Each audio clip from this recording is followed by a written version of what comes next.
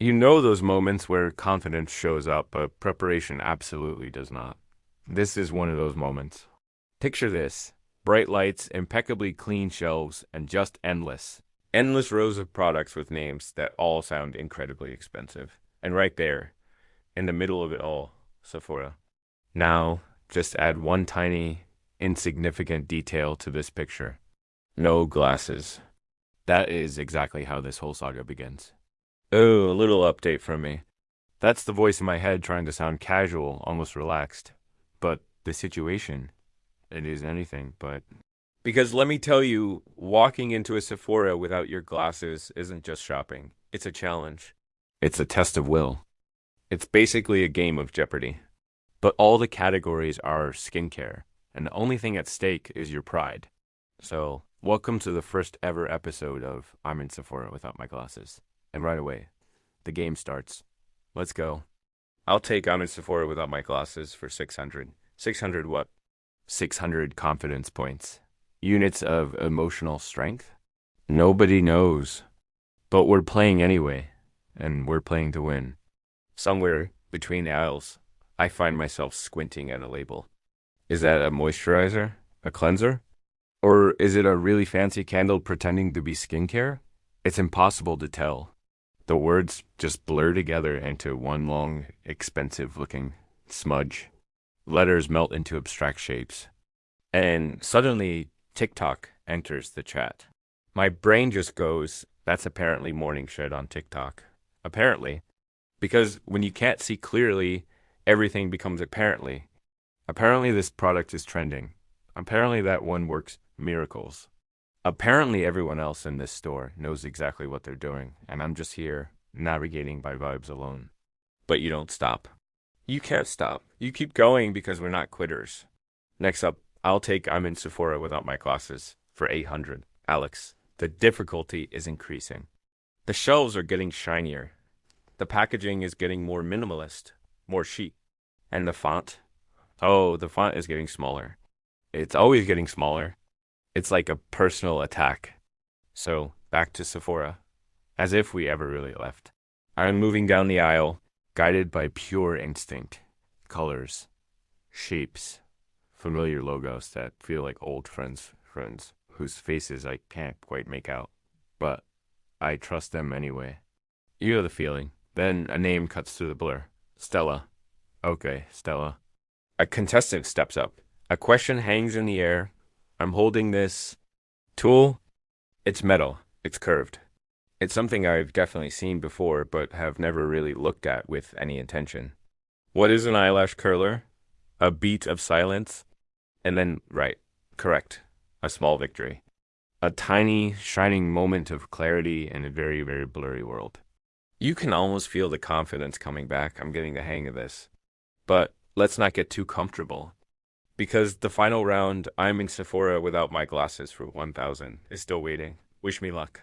And maybe next time, I'll remember my glasses. Maybe thanks for watching, and I'll see you in the next one. All right, friends, picture this. You're in a Sephora, but it feels less like shopping and more like the final round of a high-stakes game show. I'm without my glasses, everything's a blur, and my friends are turning this into a real-life trivia game. The category? Sephora? Jonathan, my so-called friend, decides to start me off easy. Sephora for 200, he says. The question hangs in the air, deceptively simple. What's conditioner? I mean, come on. Even with blurry vision, I know this one. It is that creamy stuff you put in your hair after shampoo to make it soft and untangled. It's the second step in the universal law of hair washing. I answer, trying to sound more confident than I feel. He nods, correct. Phew. 1 for 1. The small victory feels good, but I know this is just the warm-up. Next up, Stella throws a curveball. Sephora for 400, she announces, and the difficulty doubles. What's a serum? Okay, now we're getting into the nitty-gritty. Serums are the mysterious middle child of skincare. They're not quite water, not quite lotion. They're these lightweight, potent little potions packed with active ingredients. You pat them on after cleansing, but before your moisturizer, so they can really sink in and do their magic. It's the secret weapon for targeting specific skin concerns like fine lines or dark spots. I explained this, my voice steadier now. Another nod. Correct again. 2 for 2. My confidence is building. Maybe I don't need my glasses after all, but then Jonathan decides to go for the jugular. His voice booms, at least in my head. Sephora for 1,000. The final boss. We're in the deep end now, surrounded by sleek, intimidating bottles with minimalist labels. This is where the serious stuff lives. He points to a display, a vague shape of green and white that I can barely make out. Name that brand, he challenges. My heart starts pounding. This is impossible. It's just a blur. I lean in, squinting so hard, I think my face might get stuck that way. My brain is racing, flipping through a mental Rolodex of every beauty ad I've ever seen, every sample I've ever tried. Green, white, silver accents. The font seems clean, clinical even. Then it hits me. A flash of memory from a gift with purchase my mom got years ago. The Iconics, see? It has to be. That brand, I declare, my voice echoing a little too loudly in the aisle, is Clinique. Silence. I hold my breath. I'm standing 3 inches from the shelf, basically breathing on the display, trying to confirm my own answer. And then I hear a slow clap from Stella. How did you do that? Jonathan asks, completely baffled. Right again. I did it. I swept the Sephora category, blind as a bat. We all start laughing. It turns out you don't always need to see the label clearly to know your stuff. Sometimes it's just instinct, a little bit of luck, and maybe spending way too much time watching beauty tutorials online. I guess you could say my vision for skincare is 2020th, even if my actual eyesight isn't. What started as a joke turned into an epic win. Who knew a trip to Sephora could be this intense? Let me know in the comments if you think you could pass the blind Sephora challenge. Thanks so much for watching, and don't forget to like and subscribe for more adventures. See you next time. There's a strange realization that sets in at this point. You didn't come here to play a game, you came here to shop. Maybe browse, maybe kill time. But instead, you navigated an entire beauty universe on memory alone. Logos you've seen online.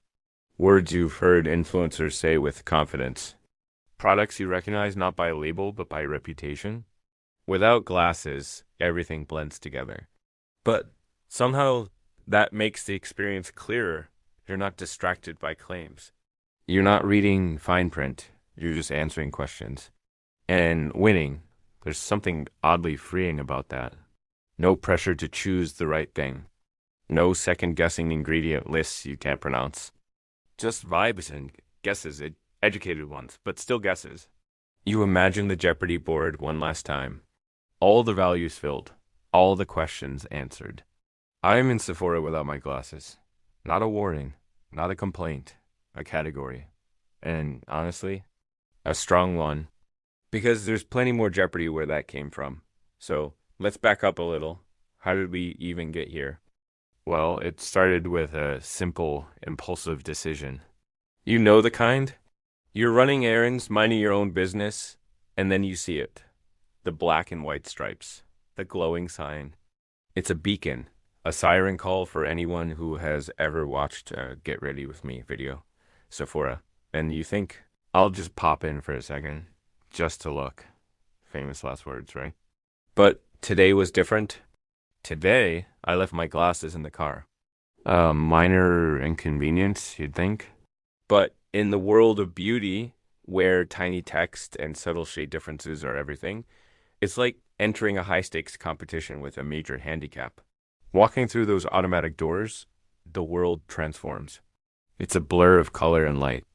The sharp, defined lines of product displays melt into a soft-focused dreamscape. Every shelf looks like a Monet painting. And at first, panic starts to creep in.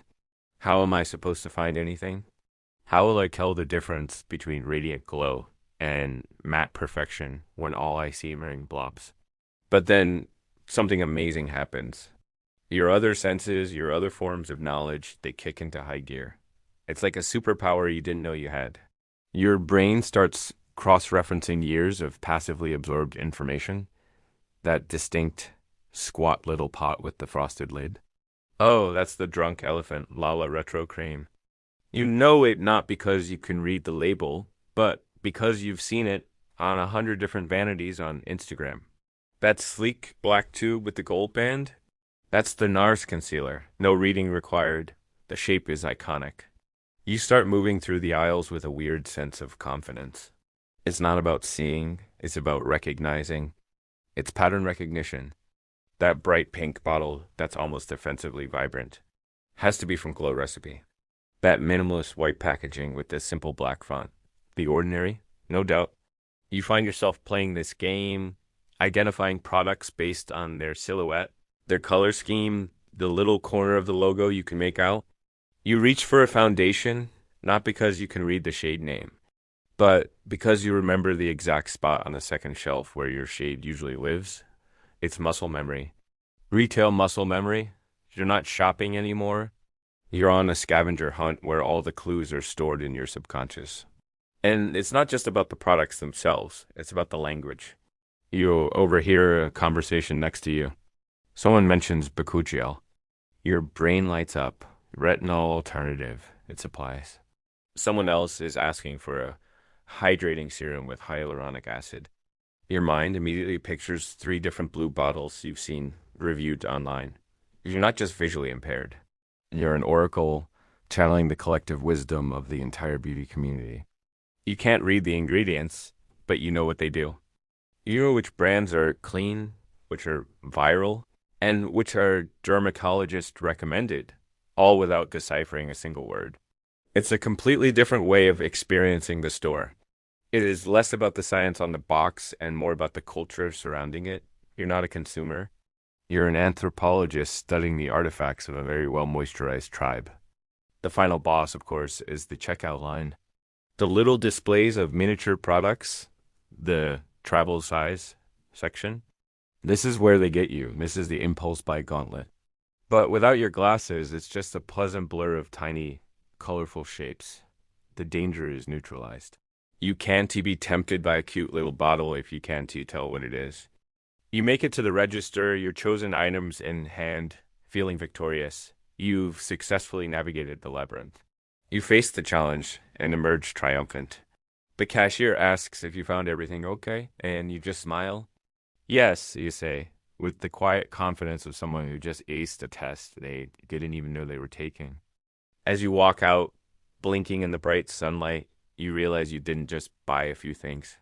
You proved something to yourself. You proved that sometimes not seeing clearly can actually help you see what really matters. Or, at the very least, it makes for a much more interesting story. Thanks for watching, and don't forget to follow for more slightly blurry adventures.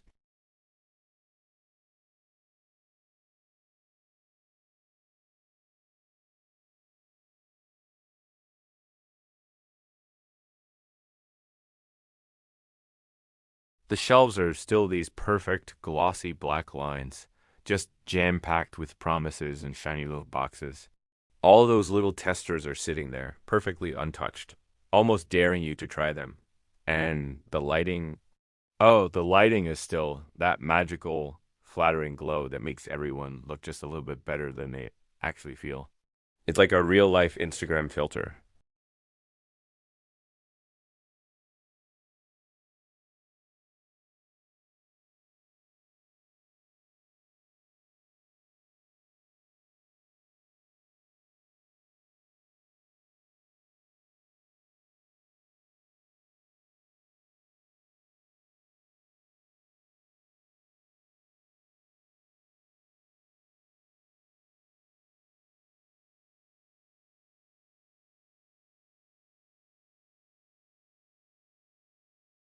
Spoiler alert, probably none of them, but the hope was real.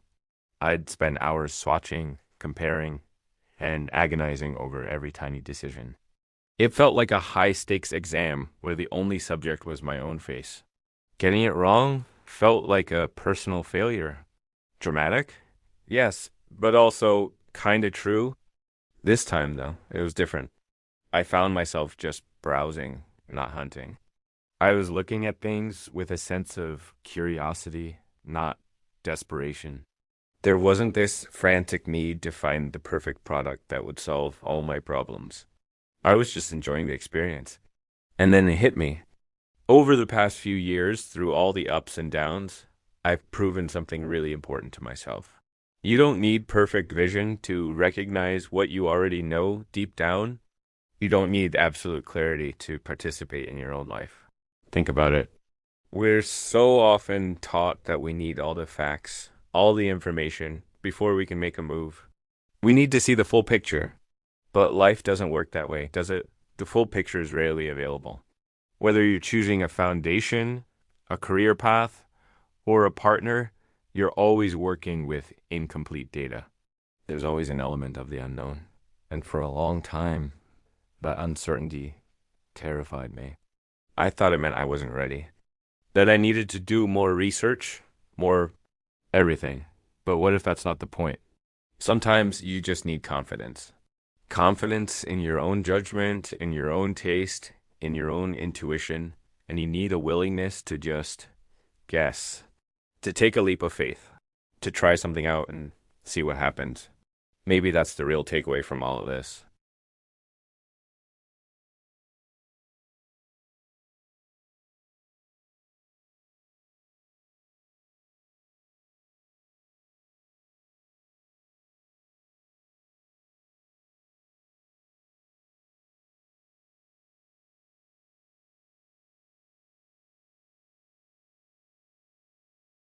You'll pick the perfect shade, you'll nail the job interview, you'll say the right thing at the right time.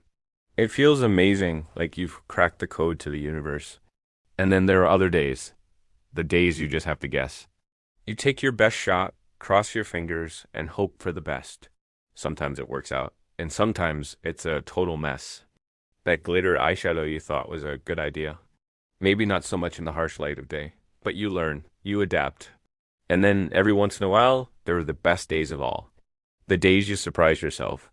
You take a random guess, a wild shot in the dark, and it turns out to be exactly what you needed. You discover something new about yourself, a strength you didn't know you had, a preference you never would have predicted. You realize that you're more resilient, more capable, and more interesting than you ever gave yourself credit for. So maybe the goal isn't to eliminate the guessing. Maybe the goal is to get better at it, to trust our instincts, and to be brave enough to be wrong sometimes. Because in the end, it's not about finding the perfect product on the shelf. It's about realizing you were pretty great to begin with. Thanks so much for watching today. If this resonated with you, I'd love to hear your thoughts in the comments. Don't forget to like and subscribe for more videos like this. See you in the next one. Walking into that room felt like stepping onto a stage I hadn't rehearsed for. The lights were bright, almost clinical, and every face was turned towards me, expectant. They had questions, clipboards, and a look that said, "Impress us." My heart was doing this weird little tap dance against my ribs, a rhythm of pure anxiety. And all I had in my hands was a small, unassuming bag of my everyday things. My glasses, my favorite lip balm, a crumpled up grocery list. This wasn't a product launch or a high stakes business pitch. It was something far more personal, far more ... strange. They asked me to start with the glasses. "Tell us about your vision," one of them said, and I almost laughed. My vision? On a good day, it's like watching a movie in standard definition when everyone else has 4K. Without my glasses, the world is a beautiful, blurry watercolor painting. Faces become soft smudges of color, and streetlights bleed into a starry haze. I explained this to them, how my day begins with a fumbling search on my knitstand, my fingers tracing shapes until they find the familiar frames. Putting on my glasses is like the world snapping into focus. The soft smudges become friends, the starry haze becomes traffic. It's a daily magic trick. They nodded, writing furiously on their clipboards. And the product's effectiveness? Someone else asked. I held up my glasses. "They help me see," I said simply. "They help me read the departure board at the train station. They help me see my dog's goofy smile from across the park. They help me not walk into lampposts." A few people chuckled. It wasn't about a brand name or the latest lens technology. It was about function. It was about connection. It was about seeing the world I live in, not just guessing at it. Then they moved on to the lip balm. Describe the sensory experience. I twisted the little tube and a faint scent of mint and shea butter filled the air. I told them it wasn't just about soft lips. It was the feeling of preparedness. It's the small act of self-care in the middle of a chaotic day. It's the cool tingle of mint when I'm feeling stressed, a tiny reset button. It is the comfort of having something familiar in my pocket when I'm in an unfamiliar place. It's a $5 tube of wax, but it's also a tiny piece of armor. It's a silent promise to myself that I'll take care of the small things, even when the big things feel overwhelming. They looked at each other, a little puzzled. I think they were expecting me to talk about shine, longevity, and color palettes, but my truth was simpler. My truth was about the feeling of it, the ritual. The room was quiet for a moment. The only sound is scratching of pens on paper. I realized they weren't just asking about products. They were asking about my life through the lens of the objects I carry. They were asking me to assign value to the mundane. Finally, they pointed to the crumpled grocery list. And this? What is its purpose? I smoothed it out on the table. The list was a mess of hurried scribbles, milk, bread, bananas, not the green ones, and a little doodle of a smiling cat my niece had drawn. This, I said, is a map. It's a map of my week. It's a reminder of a promise to bake banana bread. It's a plan for nourishment, but it's also a record of a moment. A moment sitting at the kitchen table with my niece, laughing as she tried to teach me how to draw the perfect cat whisker. This piece of paper is destined for the recycling bin, but the memory attached to it isn't. As I walked out of that room, the bright lights and probing questions faded behind me. The noise stopped. The pressure lifted, but the feeling of that experience stuck with me. It was never really about the glasses, or the lip balm, or the grocery list. It was a powerful reminder to trust what I already know, to find the story in the small things. It was about finding the humor and the beauty in the blur, and the imperfection of it all. Life doesn't always snap into focus on command. There are days, weeks, even years where it feels like you're squinting in the dark, just trying to make out the shapes. You're just doing your best with what you've got, with the vision you have right now. And maybe, just maybe, that is more than enough. It's in those blurry moments that we learn to rely on our other senses, on our intuition, on each other. So embrace your own version of blurry. Find the magic in your mundane. And trust that you have everything you need right in your pocket. Thanks for watching. I'll see you in the next one.